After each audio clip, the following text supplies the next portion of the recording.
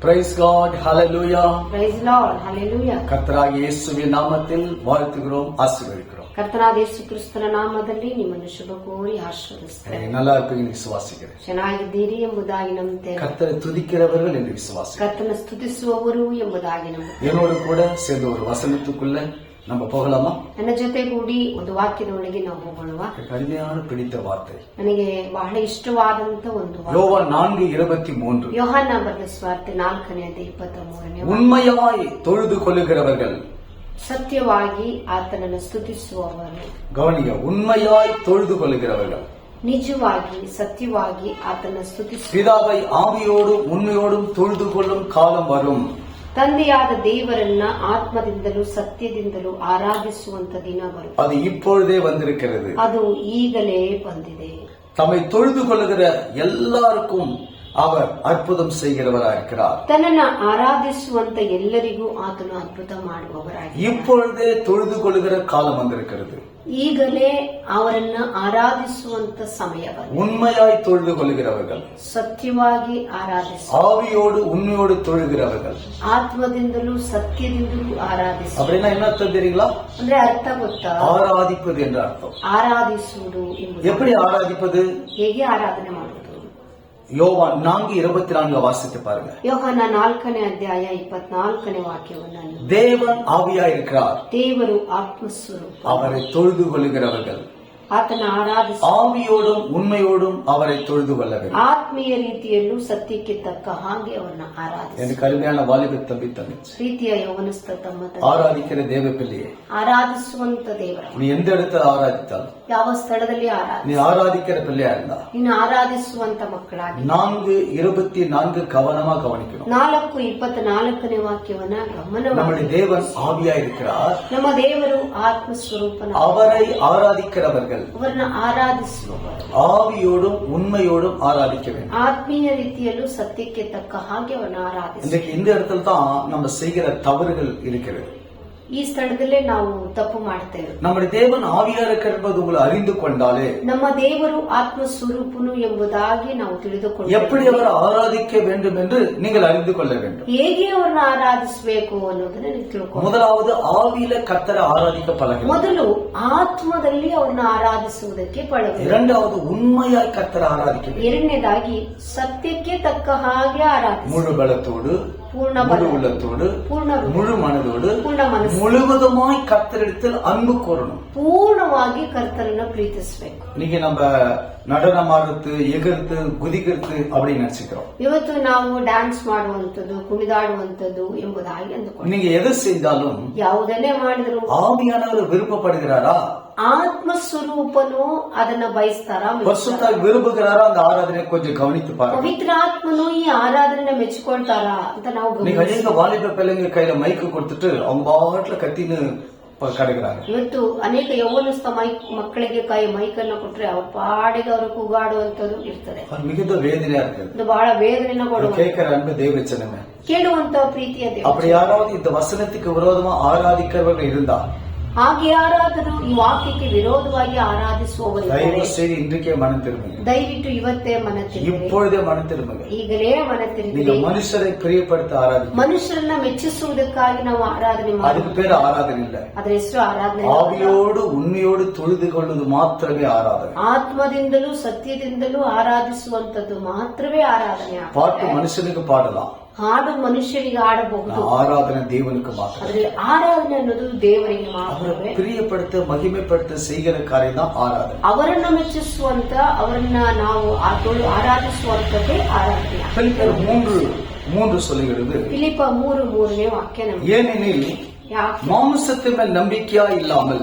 ನಾವು ಮಾಂಸದ ಶರೀರದ ಕ್ರಿಯೆಗಳ ಮೇಲೆ ನಂಬಿಕೆ, ஆவியினாலே தேவனுக்கு ஆராதனை செய்ய வேண்டும் என்று ಆತ್ಮದಲ್ಲಿ ಕರ್ತನ ಆರಾಧಿಸಬೇಕು ಎಂಬುದಾಗಿ தேவனுடைய மனுஷ ஆலோசனை சொல்லுங்க. ದೇವ ಮನುಷ್ಯನ ನಮಗೆ ಆಲೋಚನೆ. மனுஷர் மேல் மாம்சத்தின் மேல் நம்பிக்கை வைக்க கூடாது ஆராதிக்கிறவர்கள். ನಾವು ಆರಾಧಿಸುವಂತವರು ಮನುಷ್ಯರ ಮೇಲೆ ನಂಬಿಕೆ ಇಡಬಾರದು, மாறாக ಬದಲಾಗಿ ஆவியினாலே தேவனுக்கு ஆராதனை செய்ய வேண்டும். ಆತ್ಮದಲ್ಲಿ ಕರ್ತನ ಆರಾಧಿಸ. ஆராதிக்கிற பிள்ளைங்க எப்படி இருக்கணும்? ಆರಾಧಿಸುವಂತ நல்லா ಮಕ್ಕಳಿಗೆ ஜெபிக்கிற பிள்ளைகளா, ಚೆನ್ನಾಗಿ ಪ್ರಾರ್ಥನೆ அபிஷேகம் அபிஷேகத்தில் நிரம்ப பிள்ளைகளா, அபிஷேக பரிತರಾಗಿ பயபக்தி உள்ள பிள்ளைகளா, பயபக்தி உள்ள தேವ வேதத்தை வாசிக்கிற பிள்ளைகளா, ಸತ್ಯವೇದವನ್ನು ಓದುವಂತ ಮಕ್ಕಳಾಗಿ, நல்ல ஒழுங்கான ட்ரெஸ் போடுற பிள்ளைகளா, ಕ್ರಮವಾದಂತ ವಸ್ತ್ರವನ್ನು ಧರಿಸಿಕೊಳ್ಳುವಂತ ಮಕ್ಕಳಾಗಿ, வாய்க்கு வந்ததெல்லாம் சொல்லி பாடுறத காரியங்கள் இல்ல, ಬಾಯಿಗೆ ಬಂದದೆಲ್ಲ ಹೇಳಿ ಹಾಡುವಂತದಲ್ಲ, நல்ல கருத்தோடு உண்மையோடு ஆவியோடு கூட ஆராதிக்க கற்றுக்கொள்ளுங்க.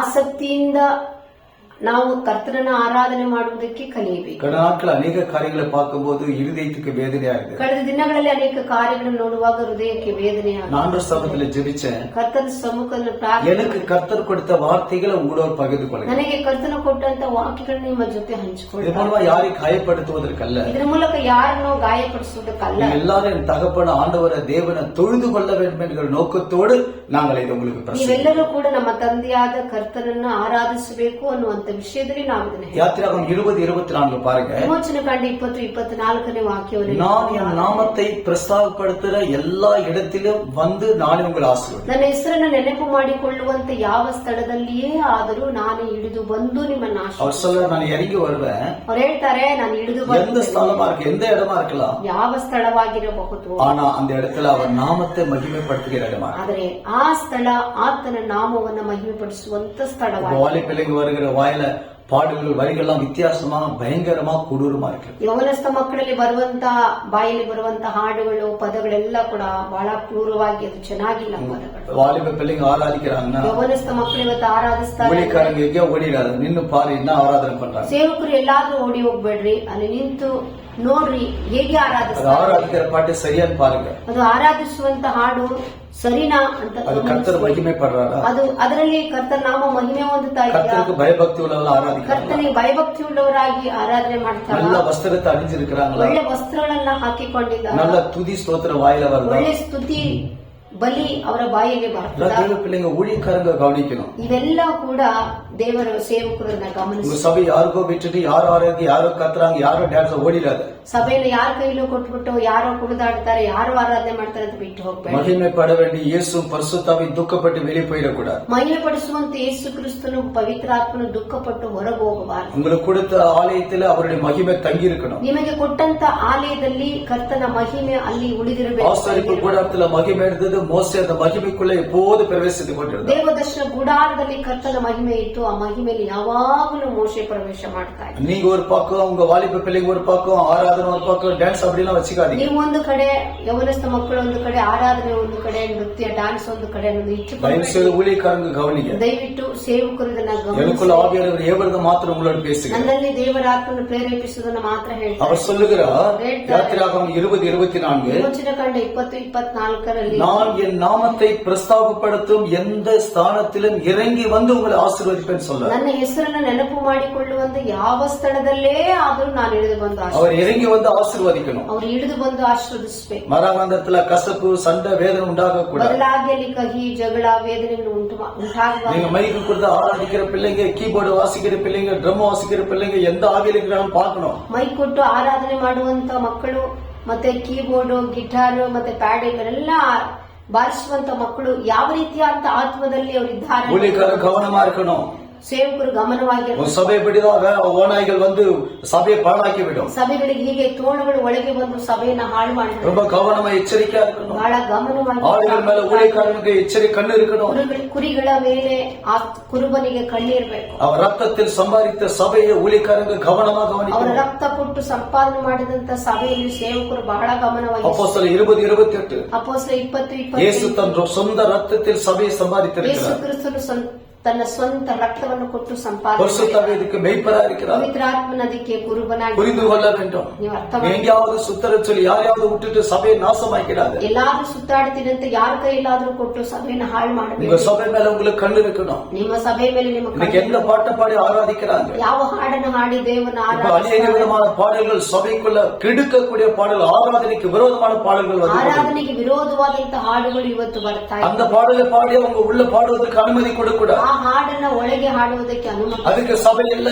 ಅದಕ್ಕೆ ಸಭೆ, கர்த்தருடைய ஆவியானவர் மெய்ப்பரா இருக்கிறார். ಕರ್ತನ ಆತ್ಮನದಕ್ಕೆ அவருக்கு ಕುರುಬನಾಗಿದ್ದಾರೆ. பயப்படுகிற பயம் சபைக்குள்ள இருக்க வேண்டும். ಅವರಿಗೆ ಭಯಪಡುವಂತ ಭಯ ಸಭೆ ಒಳಗೆ, ஆராதிக்கிற தேவ மனுஷரே உனக்கு அந்த பயம் இருக்க வேண்டும். ಆರಾಧನೆ ಮಾಡುವಂತ ದೇವ ಮನುಷ್ಯನಿಗೆ ಆ இசைக்கரு வாசிக்கிற தேவ மனுஷன் அந்த பயம் இருக்க வேண்டும். ಮ್ಯೂಸಿಕ್ ಇನ್ಸ್ಟ್ರೂಮೆಂಟ್ ಅಂತ ಬಾರಿಸುವಂತ ಮಕ್ಕಳೇ, ನೀವು ಅದರಲ್ಲಿ ದೇವರ ஜெபிக்காம வந்து ஆராதிக்காத, ಪ್ರಾರ್ಥನೆ ಮಾಡದೆ உலகம் படியாத இசைக்கரு இல்ல வாசிக்காத, ಊರದೆ ನೀನು ಮ್ಯೂಸಿಕ್ ಇನ್ಸ್ಟ್ರೂಮೆಂಟ್ ನ ಬಾರಿಸ, தேவனுக்கு பிரியம் இல்ல.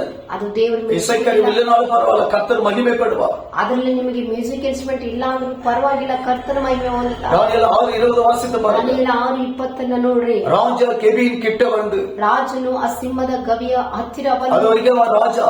ಅವರಿಗೆ ಅವನು ರಾಜ. ஆனா கெபி கிட்ட வரும்பொழுது ಅದೇ ಗವಿಯ ಹತ್ತಿರ அவனுக்கு ஒரு துக்கம் உண்டாயிற்று, ಅವನೊಳಗೆ ಒಂದು ದುಃಖ, ஒரு பயம் உண்டாகுது. ಭಯ. அந்த பயத்து நிமித்தமா ಆ சொல்றான், ಭಯದ ನಿಮಿತ್ತವಾಗಿ தானியேலை கூப்பிட்டு, ದಾನಿಯೇಲನೇ, தானியேலே, ದಾನಿಯೇಲನೇ, ஜீவனுள்ள தேவனுடைய மனுஷனே, ಜೀವ ಸ್ವರೂಪನಾದ ತಂದೆಯಾದ அந்த வார்த்தை கவனிங்க, ಮನುಷ್ಯ, ஜீவனுள்ள தேவனுடைய தாசனே. ಜೀವವುಳ್ಳ ದೇವರ ದಾಸನೇ. யார் சொல்றாங்க? ಯಾರು ಹೇಳ್ತಾರೆ? ராஜா சொல்லுகிற வார்த்தை, ರಾಜನ ಹೇಳುವಂತ துக்கத்தோடு சொல்லுகிறார், ದುಃಖದಿಂದ, வேதனோடு சொல்லுகிறார். ವೇದನೆಯಿಂದ, ஒரு ஆராதிக்கிற மனுஷன், ஒரு ஜெபிக்கிற மனுஷனை பாரு, ಪ್ರಾರ್ಥಿಸುವಂತ ಮನುಷ್ಯ, ஜீவனுள்ள தேவனுடைய தாசனே சொல்லு. ಜೀವವುಳ್ಳ ದೇವರ ದಾಸನೇ ಎಂಬುದಾಗಿ ನಿಮ್ಮನೆ இவங்களா என்ன ஆராதிக்கிறன்னு சொல்லக்கூடாது, பாட்டான்னு சொல்லக்கூடாது, ಇದೆಲ್ಲ ಒಂದು ಹಾಡ, இது கேட்க கூடாது, நல்லா சொல்லக்கூடாது. ಕೇಳಬಾರ್ದು, ಚೆನ್ನಾಗಿಲ್ಲ ಅಂತ ಹೇಳಬಾರ್ದು. ஜீவனுள்ள தேவனுடைய தாசர்கள் ஆராதிக்கும் பொழுது ಜೀವವುಳ್ಳ ದೇವರ ದಾಸರು அங்க ಆರಾಧಿಸುವ ராஜா சொல்லுகிறார், ರಾಜನೇ, நீ இடைவிடாமல் ஆராதிக்கிற ஒரு தேவன், ನೀನು ಎಡೆಬಿಡದೆ ಆರಾಧಿಸುವಂತ ನಿನ್ನ ದೇವ. இடைவிடாம ஆராதனை, ಎಡೆಬಿಡದೆ 12 மணி நேரம் ஆராதனை, 12 ಗಂಟೆ ಆರಾಧನೆ, 16 மணி நேரம் ஆராதனை, 16 ಗಂಟೆ ಆರಾಧನೆ, பகலெல்லாம் ஆராதனை, ಹಗಲೆಲ್ಲ இரவெಲ್ಲ ಆರಾಧನೆ, ஆராதனை. ರಾತ್ರಿ ಎಲ್ಲ அது ಆರಾಧನೆ. எந்த ஆராதனை? ಅದು ಯಾವ ಆರಾಧನೆ? தேவச்சனம் எந்த ஆராதனை ஆராதிக்கிற? ದೇವಜನರೇ ಯಾವ நீ ಆರಾಧನೆ? யாருக்கு ஆராதித்துக் கொண்டு ಯಾರಿಗ நீ ಆರಾಧನೆ? ஆராதனை யாரு மகிமைப்படுறா? ನಿನ್ನ ಆರಾಧನೆ ಯಾರು ಮಹಿಮೆ ಹೊಂದುತ್ತಾ மக ಇದ್ದಾರೆ? கவனமா இருக்கணும். ಬಹಳ ಗಮನವಾಗಿ, எப்படியோ நம்ம இஷ்டம் போல மனம் வந்த போல வாழ்வது கிடையாது. ಹೇಗೋ ಇಷ್ಟ ಬಂದ ಹಾಗೆ ಮನ ಬಂದ ಹಾಗೆ ಜೀವಿಸು. ஏசாயா சொல்லுகிறார், ಯೆಶಾಯ ಹೇಳ್ತಾನೆ, தாறுமாறாய் ஓடுகிற பெண் ஒட்டகம். ಮನ ಬಂದ ಓಡುವಂತ ಹೆಣ್ಣು ಒಂಟೆ. அப்படிப்பட்ட ஆராதனை தயவு செய்து நிறுத்து. ಅಂತ ಆರಾಧನೆ ದಯವಿಟ್ಟು கர்த்தருக்கு பயம் இல்லாம, ಕರ್ತನಿಗೆ ಭಯ, பரிசுத்தாய் பிரியப்படுத்தாம ಪವಿತ್ರ ಆತ್ಮನ ಮೆಚ್ಚಿಸದೆ ஆராதனை தயவு செய்தார. ಆರಾಧನೆ ದಯವಿಟ್ಟು ಮಾಡಬೇಡ್ರಿ. ஜீவனுள்ள தேவனுடைய தாசனே, ಜೀವವುಳ್ಳ ದೇವರ ದಾಸ, நீ இடைவிடாமல் ஆராதிக்கிற ನೀನು ಎಡೆಬಿಡದೆ ಆರಾಧಿಸು. உன் தேவன் ನಿನ್ನ ದೇವ தப்புவிக்க வல்லவன். ನಿನ್ನ ತಪ್ಪಿಸಲಿಕ್ಕೆ ಶಕ್ತನೇ. எத்தனை பேர் அற்புதம் பெறாங்க? ಎಷ್ಟು ಜನ ಅದ್ಭುತ நீ ಹೊಂದಿಕೊಳ್ಳುತ್ತಾರೆ. எத்தனை வருஷம் ஆராதிச்சாலும் சபையில ஒரு அற்புதம் ಎಷ್ಟು நடக்குது. ವರ್ಷ ಆರಾಧನೆ ಮಾಡಿದ ಸಭೆಯಲ್ಲಿ ಒಂದು ಅದ್ಭುತ. கர்த்தருக்கு பிரியமில்லாத ஆராதனை. ಕರ್ತನ ಮೆಚ್ಚದಂತ ಆರಾಧನೆ. பாடல்கள் வரிகளை கவனிச்சு பாருங்க, ಆ ಹಾಡಿನ ಸಾಲುಗಳನ್ನ ನೀವು, அந்த வரிகள்லாம் கவனமா பாடணும். ಸಾಲುಗಳೆಲ್ಲ ಬಹಳ ಗಮನವಾಗಿ, நல்ல பாசிட்டிவான நல்ல எனர்ஜி உள்ள கர்த்தருக்கு பிரியமான வரிகள் இருக்கணும். அந்த ಕರ್ತನ பாடல் ಮೆಚ್ಚುವಂತ ಪಾಸಿಟಿವ್ ಆದಂತ ಹಾಡುಗಳು, ಆ ಸಾಲು, விசுவாச வரிகள் இருக்கணும், ನಂಬಿಕೆ ಉಳ್ಳ ಸಾಲು, ஆராதிக்கிற வரிகள் இருக்கணும், ಆರಾಧಿಸುವಂತ ಸಾಲುಗಳ ராகங்கள் கர்த்தருக்கு பிரியமா இருக்கணும். ರಾಗಗಳು ಕರ್ತನ ಮೆಚ್ಚುವಂತದ. ஜனங்க மெட்டு போட்டு ஆடி பாடுகிறதுக்கான காரியங்கள் இல்ல, ಜನರೇ ಅದನ್ನ ಹಾಡಿ ಅದನ್ನ ಮ್ಯೂಸಿಕ್ ಹಾಕಿ ಅದಕ್ಕೆ டான்ஸ் அதெல்லாம் வீட்டுல போய் பண்ணிக்கலாம். ಅವೆಲ್ಲ ಮನೆಗೆ ಹೋಗಿ ஆனா ಮಾಡೋದು. கர்த்தருடைய சபையில, ಅಂದ್ರೆ ಕರ್ತನ கர்த்தருடைய கூட்டங்கள்ல, ಕರ್ತನ ಕೂಟದಲ್ಲಿ, உபவாசங்கள்ல, ಉಪವಾಸದಲ್ಲಿ, இரவு ஜெபத்துல ರಾತ್ರಿ கவனமா நீங்க ஆராதிக்க வேண்டும். ಗಮನವಾಗಿ ನೀವು கர்த்தர் அதை கவனிக்கிறார். வெளிப்படுத்தின விசேஷம் ಪ್ರಕಟಣೆ ಪುಸ್ತಕ 7ஆம் அதிகாரம் 7ನೇ ಅಧ್ಯಾಯ 10, 11, 12 வாசித்து பாருங்க. 10, 11, 12 அவர்கள் மகா சத்தமிட்டு, ಅವರು ಮಹಾಶಬ್ದವನ್ನು, ரட்சிப்பையும் மகிமையும் சிங்காசனம் மேல் இருக்கிற எங்கள் தேவனுக்கு ஆட்டுக்குட்டியானருக்கு உண்டாவதாக என்று ஆர்ப்பரித்தார்கள். ನಮ್ಮ ದೇವರಿಗೂ ಯಜ್ಞದ ಕುರಿಯಾದ ಆತನಿಗೂ ನಮ್ಮ ರಕ್ಷಣೆ ಉಂಟಾದದ್ದಕ್ಕಾಗಿ ಸ್ತೋತ್ರ ಎಂಬುದಾಗಿ ಮಹಾಶಬ್ದದಿಂದ ಕೂಗಿದರು. அவர்கள் மகா சத்தமா ஆராதிக்கிறாங்க. ಮಹಾಶಬ್ದದಿಂದ ಆರಾಧಿಸಿದರು. என்ன சொல்லி ஆராதிக்கிறாங்க? ಏನು ಹೇಳಿ ಆರಾಧಿಸಿದ್ದಾರೆ? ரட்சிப்பின் தேவனுக்கு மகிமை கனம் உண்டாகட்டும் என்று சொல்லி ஆராதிக்கிறார்கள். ರಕ್ಷಣೆಯ ದೇವರಿಗೆ ಮಹಿಮೆ ಘನಮಾನ ಉಂಟಾಗಲಿ ಎಂಬುದಾಗಿ ಆರಾಧಿಸಿದರು. 11ஆம் வசனம் பாருங்க, 11ನೇ ವಾಕ್ಯ, தூதர்கள் யாவரும் ದೂತರೆಲ್ಲ சிங்காசனத்தையும் மூப்பர்களின் 4 ஜீவனங்களை சூழ நின்று, ಸಿಂಹಾಸನವು ಹಿರಿಯರು 4 ಜೀವಿಗಳು ಸುತ್ತಲೂ ನಿಂತುಕೊಂಡು சிங்காசனுக்கு முன்பதாக முகம் குப்புற விழுந்து தேவனை தொழுது கொண்டார்கள். ಸಿಂಹಾಸನದ ಮುಂದೆ ಅಡ್ಡ ಬಿದ್ದು ಅವರು ಸ್ತೋತ್ರ ಮಾಡಿ, சிங்காசனத்துக்கு முன்பதாக நின்று தேவனை பணிந்து தொழுது கொண்டார்கள். ಸಿಂಹಾಸನದ ಮುಂದೆ ನಿಂತು ಅಡ್ಡ ಬಿದ್ದು ಸ್ತುತಿಸಿದರು. 13ஆம் வசனம் பாருங்க, 13ನೇ ವಾಕ್ಯ, ஆமென், எங்கள் தேவனுக்கு துதியும் மகிமையும் ஞானமும் ஸ்தோத்திரமும் கனமும் வல்லமையும் பலமும் சதா காலம் உண்டாவதாக. ಸ್ತೋತ್ರವು, ಪ್ರಭಾವವು, ಜ್ಞಾನವು, ಕೃತಜ್ಞತಾ ಸ್ತುತಿಯು, ಮಾನವು, ಬಲವು, ಶಕ್ತಿಯು, ನಮ್ಮ ದೇವರಿಗೆ ಯುಗ ಯುಗಾಂತರಗಳಲ್ಲಿ எங்கள் தேவனுக்கு என்னென்ன உண்டாகணும் சொல்றாங்க. ಏನೆಲ್ಲಾ ನಮ್ಮ ದೇವರಿಗೆ ಉಂಟಾಗಲಿ ಎಂಬುದಾಗಿ துதி உண்டாகணும், ಸ್ತೋತ್ರ மகிமை உண்டாகணும், ஞானம் உண்டாகணும், ஸ்தோத்திரம் உண்டாகணும், கனம் உண்டாகணும், வல்லம் உண்டாகணும், பலன் உண்டாகணும், சதா காலங்களிலும் ಯುಗ உண்டாகணும். ಯುಗಾಂತರಗಳಲ್ಲಿಯೂ ಅದು ಉಂಟಾಗಲಿ ಎಂಬುದಾಗಿ எவ்வளவு அழகா வேதம் சொல்லுது பாருங்க. ಚೆನ್ನಾಗಿ ವಾಕ್ಯ ಹೇಳ್ತದೆ. இப்படிப்பட்ட ஆராதனை, இப்படிப்பட்ட துதிகள் தேவனுக்கு செலுத்த வேண்டும் பிரியமானவர்களே. ಇಂಥ ಆರಾಧನೆ, ಇಂಥ ಸ್ತುತಿಗಳನ್ನ ದೇವರಿಗೆ கர்த்தருக்கு மகிமை என்பதை நீ முதலாவது புரிந்து கொள்ள. ಕರ್ತನಿಗೆ ಮಹಿಮೆ